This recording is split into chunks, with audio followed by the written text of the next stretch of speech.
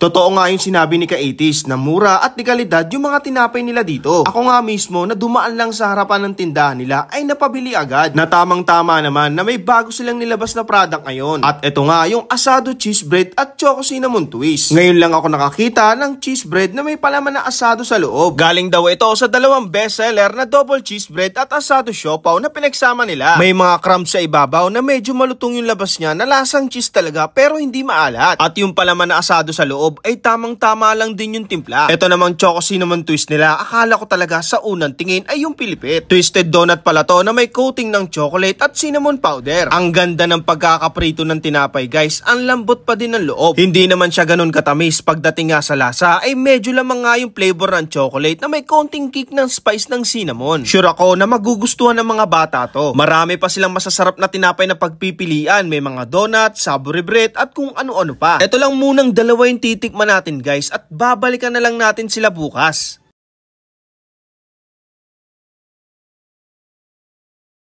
Hi sir, good afternoon po.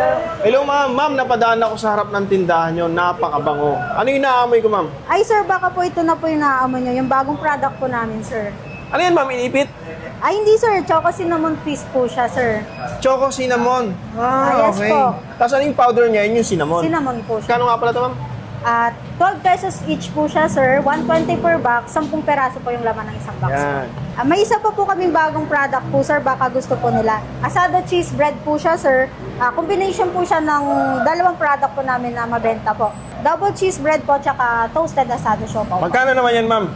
20 each po sir, 200 per box, 10 peraso per laman. Bagong luto ma'am? Yes po sir, bago po lagi yung luto namin. Obvious ma'am, kasi medyo mainit-init pa eh. Grabe sir. oh. Sige ma'am, order ako niyan ma'am. Isang box na rin yung akin ma'am. Okay. Ma'am, sa nakakapanood, saan kayo pwedeng puntahan at anong oras? Located po kami sa Choice Market po. Open po kami ng 5 a.m. to 10 p.m. po, sir. Pag malayo po kayo, sir, may ibang branch po kami, sir. Novaliches po, Antipolo, Mandaluyong, Marikina po, Dalawa Bayan, tsaka Concepcion po, tsaka Pasay po, sir. Sa mga gusto pong pumunta, in-invite ko po kayo para matikman po yung bagong product po namin. Choco cinnamon twist po, tsaka asado cheese bread po. Wow, may laman agad. Grabe. Diba? Saka ang lambot ng tinapay. Oh, mainit-init pa. Ito ang kagandahan dito sa Meadows guys. Laging bagong luto yung mga pagkain nila. Kasi makikita nyo naman eh. Dito na mismo niluluto. Ayan oh. Ayan. Tikman na natin. Oh. Ang lasa ng laman sa loob. Pwede nang gawing ulam. Grabe. Tapos yung bread, syempre tinapay. Syempre yung tinapay guys, napakalambot. Kebs, anong lasa? Malasa. May pagka-Chinese na buns. Tama. No? Ayoko lang sabihin yung brand, pero medyo hawig. No?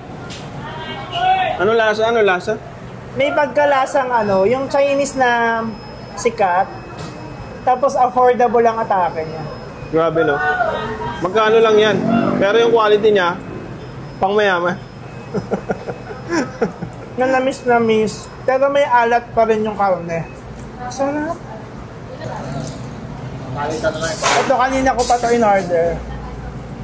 Bagong fried.